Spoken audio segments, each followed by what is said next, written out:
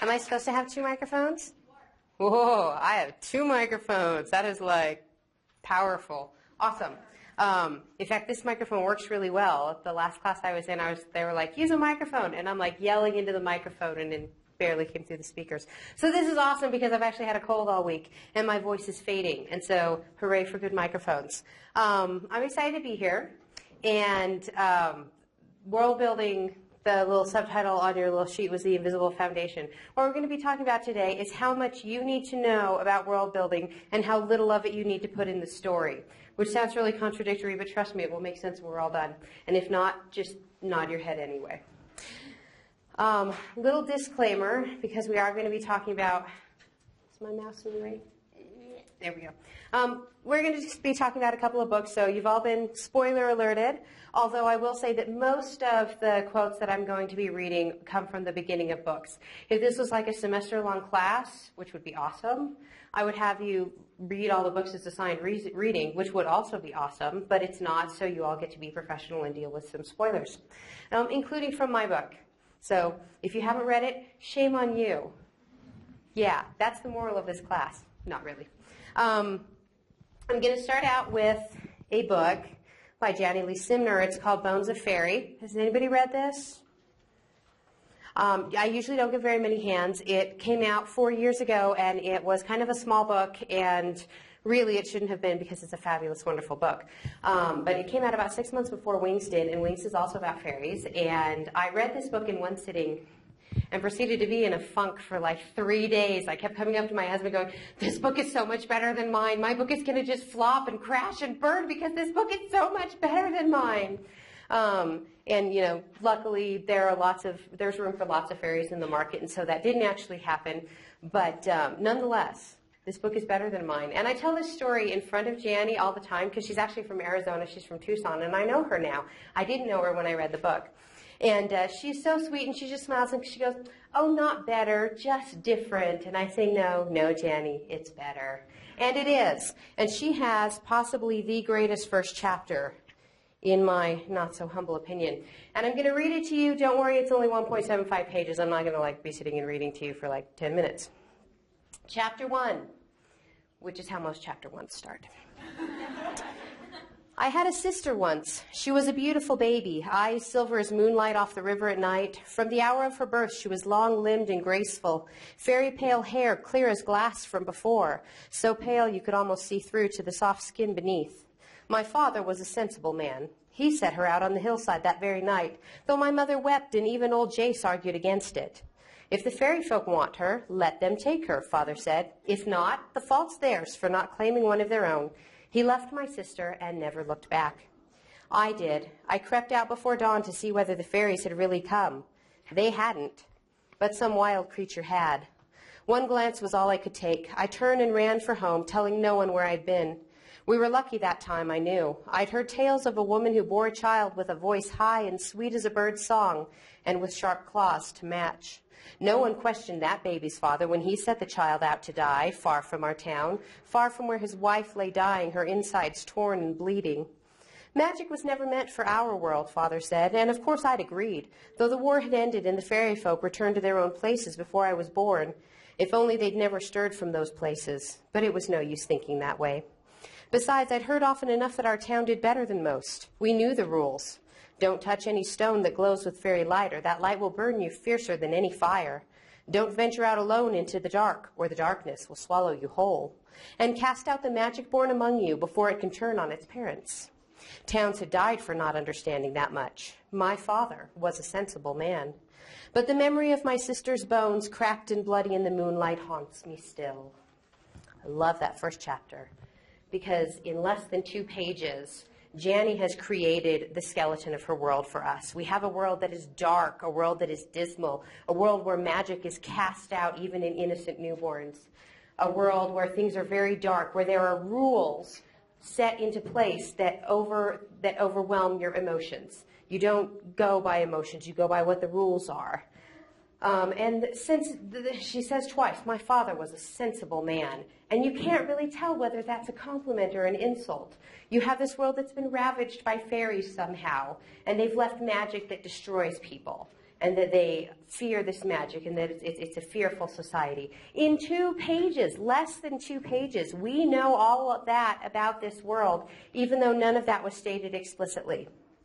It's a really, really excellent first chapter because it just has this light touch of world building that really tells you so much. When it comes to world building, a light touch is so important. Again, with Bones of Fairy, she goes on in chapter 2, and she starts out with things that are very familiar to us. The path skirted the edge of the cornfields, then narrowed. Maples and sycamores grew along its edges, draped with wild grapes.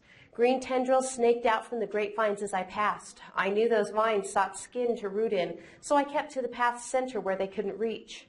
Plants used to be bound firmly to the places where they grew, but that was before the fairy folk came to our world. No one knew why they came. No one even knew what they looked like. The war happened too fast, and the televisions people once had for speaking to one another all died the first day. Some say the fairy folk looked like trees with gnarled arms and peeling brown skin. Others said they were dark-winged shadows with only their clear hair and silver eyes visible as they attacked us. Hair like that remained a sure sign that a child was tainted with magic. But whatever the fairy folk looked like, everyone agreed they were monsters, because once they were here, they turned their magic against us, ordering the trees to seek human flesh and the stones to burn with deadly light. Even after the war ended and the fairy folk left this world, the magic they'd set loose lingered, killing still. So we start out with the familiar. We know what corn looks like, and grapes and maples. And then she introduces the differences in this world, the vines that seek skin, the plants that are no longer bound firmly to the places where they grew. And this is almost all of what we get in the entire book about the Fairy War. She probably could write an entire series about the Fairy War, but that's not what this book is about. This book is about the aftermath, the fallout. And she doesn't ever tell you what year it is. In a lot of post-apocalyptics and dystopias, they'll be like, in the year 3042, after the Great War, whatever. She never does that, but we know that this is an extremely old society because of this line here. The war happened too fast, and the televisions people once had for speaking to one another all died the first day. Is that what we use televisions for? It's not what we use televisions for. So we have a society that is so old that even the memory of what televisions actually were for has been lost. And if you were, for example, an architect that stumbled upon the technology of television, can you see how they'd come up with that? You can see how, maybe if they didn't really understand it, that's what they might think televisions were for. So she tells us how old the society is without ever mentioning a year. So old that all the technology that we just think of as normal in our daily lives is completely forgotten and totally, misanalyzed. And then she talks about the fairies, and nobody knows what they look like. And when they left all of the magic that they'd set loose, and it still kills. And it's been a very, very long time. Now, if I just came up to you and said, hey, I have a book, and it's about killer plants, you'd probably think that it was like maybe a middle grade about some humongous Venus flytrap that goes around picking off 6th graders in the lunchroom or something. The idea of killer plants it's kind of farcical. But she has given us this extremely dark, dismal first chapter. And she has set up this world where when she says killer plants, we believe her. Matthew's little brother Cam had called blackberry brambles into their house nearly 2 years ago now, though we didn't know he'd called them at first. We just knew we woke to the sound of Cam's parents screaming. All the townsfolk came running, and by the lanterns we brought with us, we saw Cam's house swarming with thorny blackberry stems. Wood walls creaked and snapped as the screams fell to silence. Yet even as the house collapsed, we heard Cam laughing. We couldn't get him or his parents out. We could only burn the house down to keep the blackberry bushes from attacking the houses around it as well. Now that is some killer plants. But because she has set us in such a dark world, when she says blackberry bushes, and you think about the last time you got scratched by thorns, you're like, ooh, oh yeah, those could be harsh. So the mood that you give your world will determine really how far you can take some of your magic. Her world is so dark, we're going to believe a lot in the dark, dismal world that she's put forth for us. All right, has anybody read The Forest of Hands and Teeth by Carrie Ryan? A couple. Okay, a few more. It also came out in 2009, followed by 2 other books, and is a complete trilogy now. The way that I love explaining this to people is I'll be like, no, okay, literary zombie novel. No, seriously. And it is. It's a post-apocalyptic book after the zombie apocalypse. However, it's a very serious book, and it's a book about a society that has really backstepped into very strict religious kind of traditions, and they have a very strict kind of governing body and such. It's a very serious book, so it's not the campy zombie staggering going brains, you know, it's not that kind of book. And so Carrie was actually told after her book was accepted for publication, but as she was going through the editing process, that she was not allowed to use the Z word because, as the marketing people told her, girls don't want to read about zombies. I'm not saying it's true, but that's what the marketing folk told her. And so she had to create this world that is very much focused on these zombies without ever using the Z word. And on top of that, she's also creating an interesting world because there's so much more in this world than just the zombies that happen to be there menacing the people. This is the very beginning of the book. And she does something here that is so much easier to see than to actually do. My mother used to tell me about the ocean. In my mother's stories passed down from her many greats-grandmother, the ocean sounded like the wind through the trees, and men used to ride the water. Once when I was older and our village was suffering through a drought, I asked my mother why, if so much water existed, were there years when our own streams ran almost dry? She told me that the ocean was not for drinking, that the water was filled with salt. That is when I stopped believing her about the ocean. How could there be so much salt in the universe, and how could God allow so much water to become useless? But there are times when I stand at the edge of the forest of hands and teeth and look out at the wilderness that stretches on forever and wonder what it would be like if it were all water. I close my eyes and listen to the wind in the trees and imagine a world of nothing but water closing over my head. It would be a world without the unconsecrated, a world without the forest of hands and teeth. So what she has done is she has told us a lot about her world by telling us what her world is not. This is a world without the ocean. This is a world without any sort of sand or beach. This is a world where even the idea of that much water or that much salt is just unthinkable. It's a world where they believe in God. It's a world of forest that stretches as far as she can see. But by talking about the ocean in the beginning, she tells us what her world isn't. And again, it's a really subtle way to world build. And then, of course, we have our zombies again. All of my life I have trained by that siren. Before I could walk, I knew the siren meant death. It meant somehow the fences had been breached and the unconsecrated were shuffling among us. It meant grab weapons, move to the platforms, and pull up the ladders, even if it necessitated leaving the living behind. She never in the book really gives you a good description of her unconsecrated. She talks about the danger that they are. She talks about the people that they once were.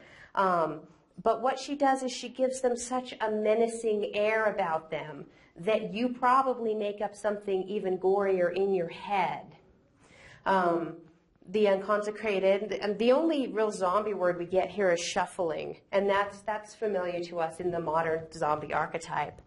But then she talks about how it means grab weapons, move to the platforms, and pull up the ladders, even if it necessitated leaving the living behind. So this is a danger that is so acute and so great that even if it means you have to leave victims behind, you do what it takes to save yourself. So she gives you this air of danger and lets you fill in some of the blanks. Never underestimate the power of your reader's imagination. As a child growing up, I learned in my lessons from the sisters that just before the return, they, who they were is long forgotten, knew what was coming. They knew that something had gone horribly wrong and that it was only a matter of time before the unconsecrated swarmed everywhere. They still thought they could contain it. And so even as the unconsecrated infected the living and the pressure of the return began to build, they were busy constructing fences, infinitely long fences. Whether the fences were to keep the unconsecrated out or the living in, we no longer know. But the end result was our village, an enclave of hundreds of survivors in the middle of a vast forest of unconsecrated. We know nothing beyond our village except the forest, and nothing beyond the forest at all. The world building in this is really interesting because we do get to see a bit more of the unconsecrated, but we see her world of fences. And of course, metaphorically speaking, you look at somebody whose life is full of fences, whose life is full of rules, and you're bringing it to life here. You have this girl who lives in a world of rules and fences in a way that many of us feel that we live in, but hers is very, very literal. Also, she has a village, an enclave of hundreds of survivors. The greatest epidemic of, I've been studying viruses lately, the greatest viral epidemic of our time destroyed 5% of the population, and its victims numbered about 50 million. So when we're talking about hundreds of survivors, we're talking 0.001% survival rate here. So we're talking about a very, very tiny group of people who have survived these unconsecrated. On top of that, they have been this little tiny group of people for so long they don't remember who even started their little town. So this is a group of people that is completely, utterly isolated. When you have a group like that, a lot of your world is not going to be, you know, the scenery and the trees and the fences. The world exists in the minds of the people you grow up with because they are such an isolated group. And so we learn a bit more about the people she grew up with. If she, in this case, she is Mary's mother, our main character's mother. If she was bitten and thus infected by an unconsecrated, there are only two options. Kill her now or imprison her until she turns, and then push her through the fence. In the end, if my mother is still sane, they will pose the question and let her be the judge. Die a quick death and save her soul, or go exist among the unconsecrated. And then a few paragraphs later, my mother has chosen to join the unconsecrated, and so the guardians have devised a complicated system of gates and pulleys that keep the infected in a sort of purgatory between the living and the unconsecrated. This is where my mother is now, and I sit nearby, listening to her pop her jaws and clack her teeth like a cat lusting after a bird as the infection roars through her body. She's too sick to talk now, too ravaged to even understand. So we have a community that at the very least acts like they value choice. If she's sane, they'll give her the choice. But there is clearly a right choice. What is the right choice? Doesn't matter if you've read the book. What's the right choice? Die a quick death and save your soul. It's so ingrained in Mary's head that she just rattles it off. Die a quick death and save your soul. So we've got a society where there is a right choice and there is a wrong choice. And it's very clear what is the right choice. And she is sitting with her mother who has made the wrong choice. So not only is her mother infected with this terrible disease that's going to turn her into an unconsecrated, but she has also made the wrong choice, and Mary has to just sit by and watch it. Again, you have this world building here that is about the attitudes of the people in this tiny community that she lives in, because the people are her world just as much as the trees or the fences. And I just like the line about listening to her pop her jaws and clack her teeth like a cat lusting after a bird, because it makes me go, ah. And the whole book makes you do that. It's just absolutely awesome.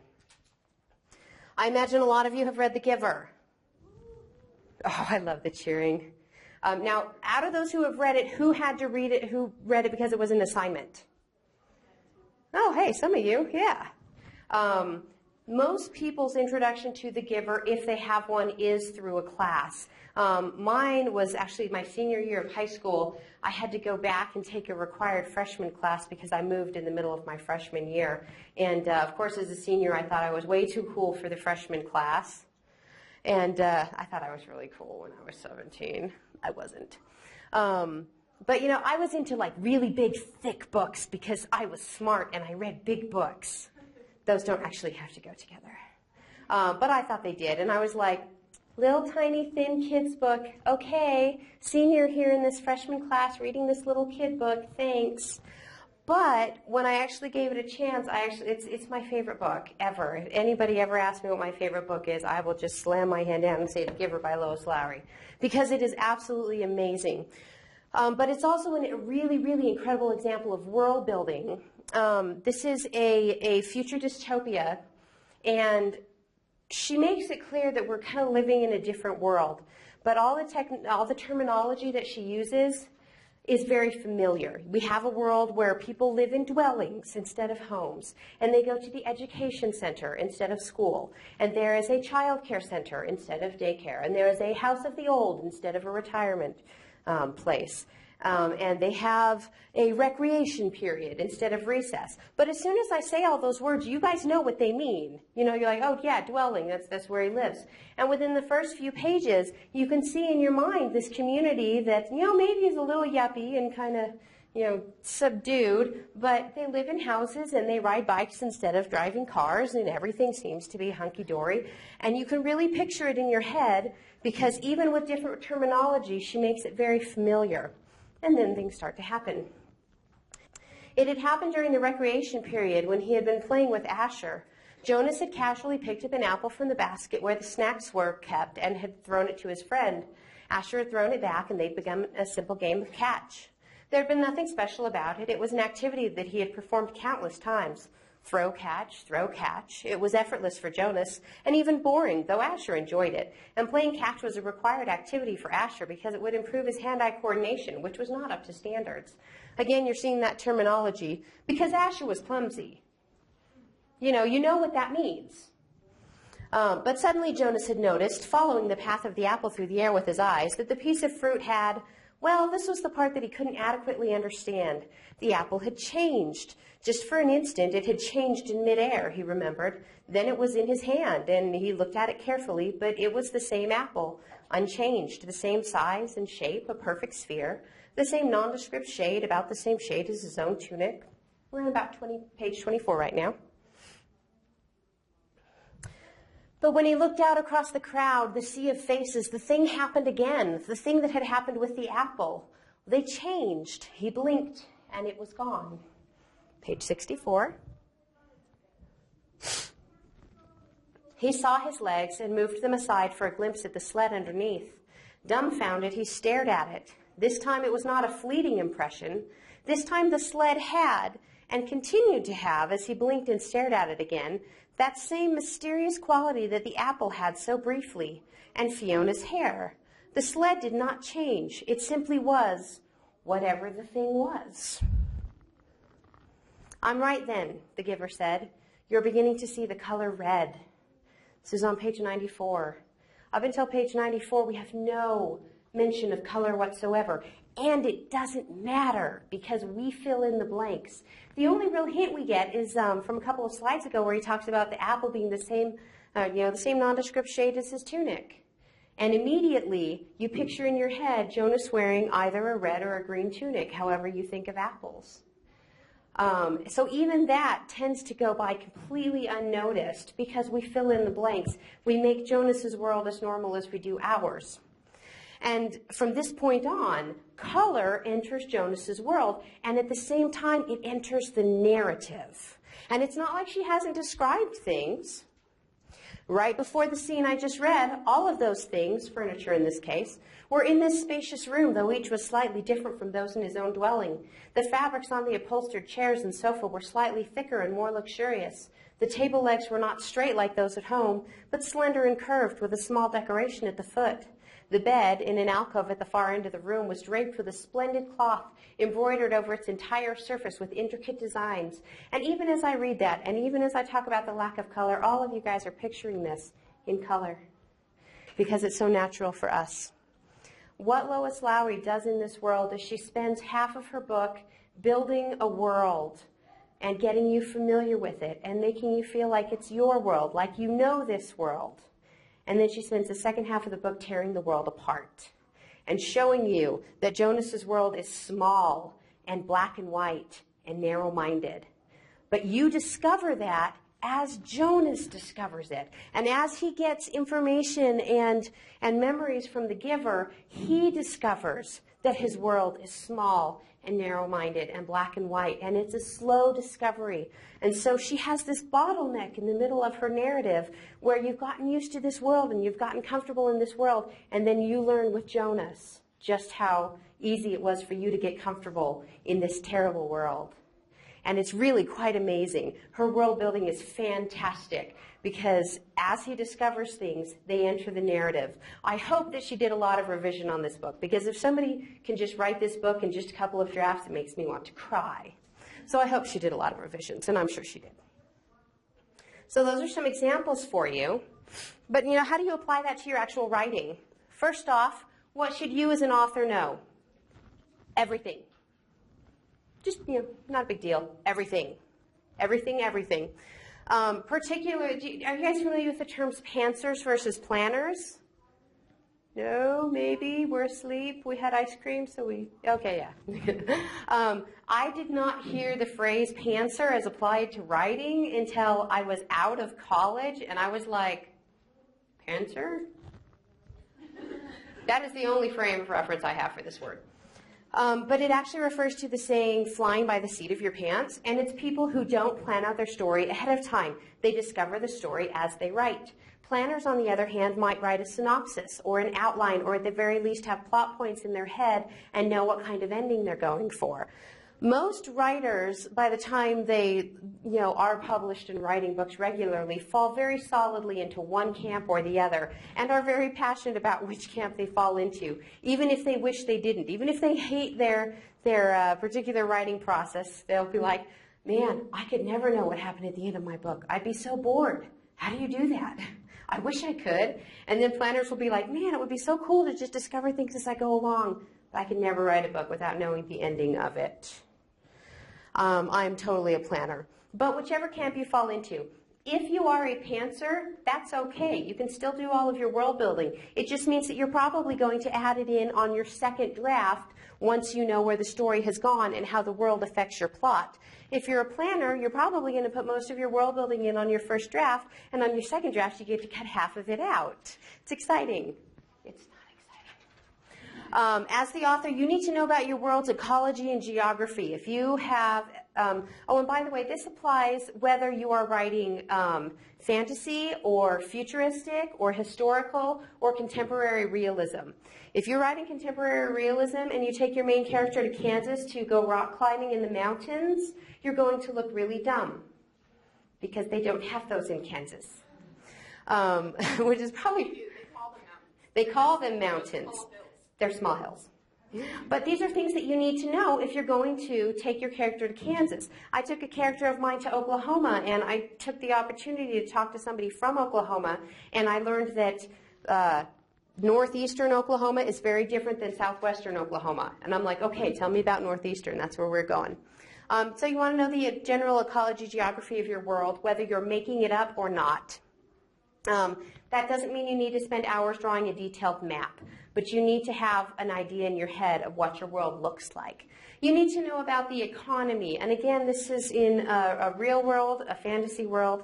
There's kind of a joke about epic fantasy that all of the peasants don't have anything to do in life except wait by the side of the road to give the hero bread and water. And they're like, hello, do you have a role in life? No, I don't. I'm just standing here hoping you come by and I can give you bread and water. Where does the bread come from? Beats me. So make your world functional. Know where these people come from, and don't just have them be, stick figures that are on the side of the road to be plot devices. On a smaller level, if you have a guy in your book that's constantly taking this girl out on lavish dates, and you happen to know that his parents are on welfare, where the heck is he getting this money to take his girlfriend on dates?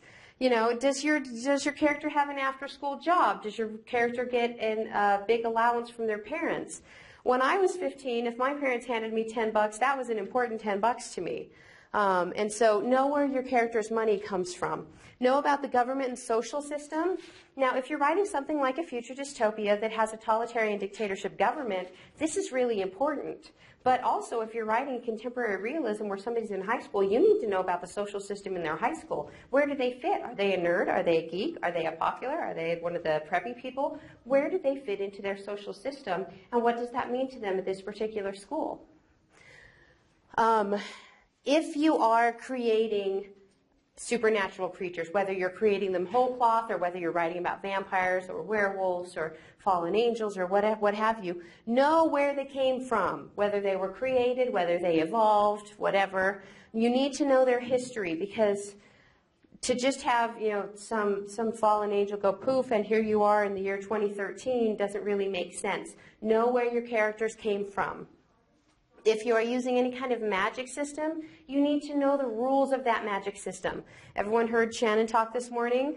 Yeah, awesome. She talked about how whenever she makes a fantasy world, she tries her best to really ground it in reality, because if everything is just crazy, crazy magic, your readers won't follow you. And I was like, yeah, I have a slide about that. Well, I have a little thing about that. But you really need to ground your world in reality, because if you don't have rules for your magic system and every problem is solved as simply as waving a magic wand, your readers are not going to believe you, because it's just too easy.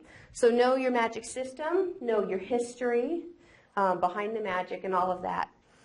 As the author, you should know about your inhabitants, which is usually going to be particularly your main characters, occupation and schooling status. This goes back to the do they have a job to take their girlfriend out. Schooling status, if they go to school on Monday and Tuesday and then it's not convenient for the plot for them to go on Wednesday, Thursday, and Friday, you need to explain that. You need to figure out some way to make that realistic. Do they go to school online? Are they homeschooled? Are they advanced placement and going to graduate at 16? You know, there's all sorts of ways to work around school, trust me. But you need to explain that. You need to know. There are means of eating, functioning, reproducing, etc. With humans, it's pretty easy. We know how that works. But if you're going to have any kind of a supernatural creature, you need to be able to explain the basics of how they live. Anybody here a Twilight fan? I'll admit it. No. You don't have to. But when the fourth book came out, there was a lot of hoopla from fans because they felt like she had broken some of the reproductive rules that she set out in the first couple of books. Now, there are lots of arguments for and against that, and that's not the point. The point is that the readers noticed. So even if you are not writing about vampires having babies, you probably should know how they do. You need to know how to kill them. Again, with humans, it's easy. One of my favorite authors, Allie Carter, has a character who talks about how she knows 5 ways to kill a human, or to kill a man with a piece of dried spaghetti. And I was at a signing with her a couple of weeks ago, and somebody said, "What are those 5 ways?" And she's like, "I have no idea. But doesn't it sound cool?" She's like, probably like up the nose and into the brain, and I probably shouldn't be a spy.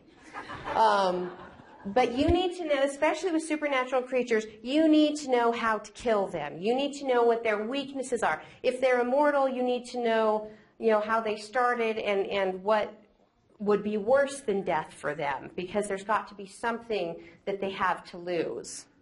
Any magical powers, you need to know their limitations and benefits. And a connection that you probably wouldn't think of with magical powers is if you are writing a character who has any kind of a disability, you need to know what the strengths of that disability are, as well as the disability, which, it's fairly obvious. So whether it's some kind of disability or magical power or anything in the middle, you need to know both the strengths and the weaknesses that are involved in that, because they're an integral part of your character. And if they're not, you need to make them that. So when you're looking at this, what goes in and what goes out? Because it's often really hard to figure it out. And you will see often, even usually, debut authors talk about how they had to cut so much out of their book when they went into edits. Most of what they cut is going to be unnecessary world building. And it's important to know it, but it's not necessarily important to have it in there. This is my shame list. These are things that I tried to put into the Wings series. There are going to be a few spoilers here. I apologize. But when I first started writing the very first Wings book, I set it in an actual town in California called Crescent City. And I was like, I'm going to look so cool and so authentic. I'm going to know this town, and it's going to be really, really real. And so I literally had this scene where Laurel and David walk out through the back of the school and across the southern football fields, where they turn onto, like, I don't know, Timber Road. I don't remember the names of the roads anymore, but it was they turned onto this name of street, and then they talked for a while, and then they turned right onto Lemon Lane, and they head to this real neighborhood in Crescent City where I picture David living. And I was so proud of myself because I was like, anyone from Crescent City is going to be like, I know those streets, and I know that high school, and yeah, you do cross those fields to get to that street. And I thought I was really cool. And my editor was like, this is really boring. Why is this here? And I was like, because it's real. And she's like, honey, don't show off. And when in doubt, that's a good rule to follow. If you're showing off with your world building, you're probably snoozing out your readers. One of the coolest things, in my opinion, about Avalon is that Avalon has sugar water beaches. Here comes the spoilery part. My fairies are sentient plants, and so you put plants in salt water and they die.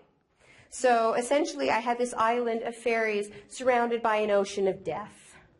And so what I did is I already had in place a barrier that the winter fairies keep up that directs the magnetic north, which is also not in the book, but is super cool. And I decided that what the barrier also did was that it filtered the salt out of the ocean water and changed it into sugar, because sugar water is actually good for plants. And then my fairies could go swimming at the beach. So it's one of the coolest things about Avalon. And there was never a point in the story where it really fit in without completely slowing down the pacing. And so the only hint you get about this is this one scene. I think it's in book 2. I don't know. It's like I wrote it or something. Where Laurel is really upset and goes stomping off in the middle of the festival, and she gets to the beach and she notices that the air smells different than the beaches in Crescent City. That is literally the only reference you get. Anyone heard the phrase, kill your darlings, murder your darlings, etc.? This is my darling that died. It's very sad. But it's something that I can talk about in classes. It's something that I can talk about at signings and such. There's a manor in Perth that's extremely important to the Fall Academy, and I could write an entire book about the manor in Perth, but I don't. I give it 2 or 3 references throughout the whole series. The way that the Winter Fairies Council functions would put you all to sleep. I think it's fascinating. I could write a pamphlet about it. I couldn't write a book, but I could write a pamphlet and it will put you all to sleep. But I don't, sadly. But it is a really, really big part of the plot just at the end of the 4th book. The extent of paganism in Avalon. I love paganism. Paganism is so cool. It's really awesome. And I couldn't put very much of it in the book because, again, you get an info dump and nobody needs that. Mary, who is David's mother, is an amazing character. And for some reason, every chapter I ever put her in got cut. And I'm like, but I could write a book about Mary. But she's almost not even in the book at all, or the whole series at all. The jail in Crescent City, there's a jail just a few miles outside of Crescent City, and I gave the implication that a lot of the inmates there were actually trolls, and it turns out that's very politically incorrect, so that got cut too. But, I mean, trust me, I'm not immune to putting too much stuff in my book. These are all things that I wrote in and had to write out. So almost none will go into the actual story. Your story is the tip of the iceberg. The stuff that makes it in is the little bit on top. But what really makes your story float is that huge chunk on the bottom that nobody sees. How much you say outright will depend in part on what you're writing. In fantasy world is a much bigger deal than, say, contemporary romance. Still, tiny mentions here or there, and even then, don't be surprised if your editor cuts them. Just a couple of quick examples. Remember that a little goes a long way. Mentioning a popular restaurant or landmark in a small town is a great way to give yourself some authenticity. I did that with the lighthouse that's in Crescent City, and I still get emails about it. It's fun. Giving your money a name without going into the whole measurement system, because nobody wants to know that 9 gold Curtex equals 12 brass nunchucks, and oh, that's actually a weapon. I'm not good at making up words, apparently. Telling a short legend that shows a hint of your world's history without becoming a history lesson, because nobody wants that. And these are just a couple. I mean, there are dozens and dozens of ways to do this. These are just a few suggestions. So how can you know? You have to ask yourself things. For example, like, if Laurel doesn't have a heart, how can she blush? How can she experience a racing heart or the roar of blood in her ears? The answer is that she can't. She has no heart, and boy, is it hard to write people that are very emotional with no circulatory system. Trust me. And then knowing that, Why would a culture of people who don't have hearts use heart metaphors and blood idioms? And the answer is that they wouldn't. You would never hear a fairy, for example, tell someone, I love you with all of my heart, because that would be really silly. It would be like me telling you, I love you to the depth of all of my stems. And you would be like, you're on crack. Has anyone read Lauren Oliver's Delirium? Couple? Okay. It's a world where love is outlawed to the point where they do surgery on the teenagers to make sure they can't feel love. You know, it's a big, bad thing. And I love this author, and I love her books, but the one thing that drives me nuts is you get like 5 pages into the book, and the character's like, I love to run. And I'm like, not in this world, you don't. Drives me bonkers. So you look at things like idioms and metaphors are very important as a reflection of your world.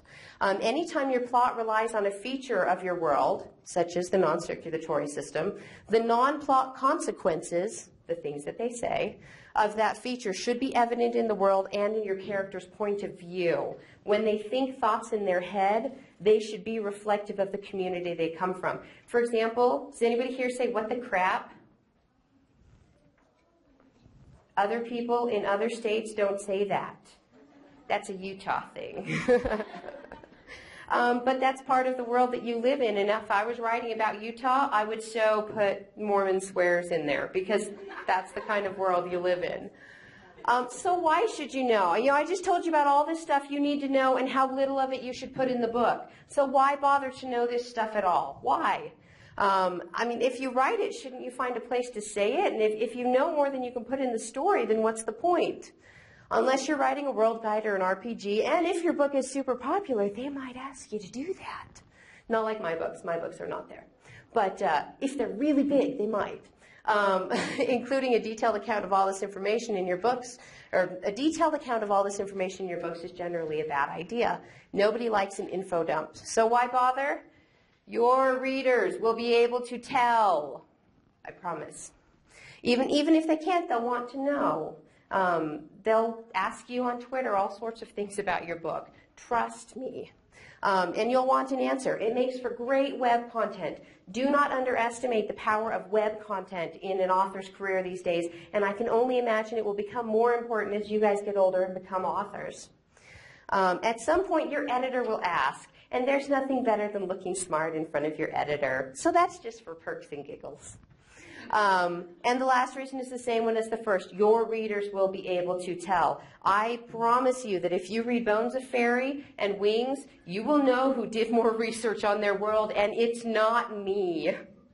Your readers will be able to tell. There is a depth to books and worlds that have that research behind them, even if they just have that light stroke of world building in the actual novel. If you know all of the stuff that goes behind your world, your readers will be able to tell. I am out of time, but if you do have any specific questions, please feel free to come up and ask me. What is next? I have no idea what's next. Woohoo!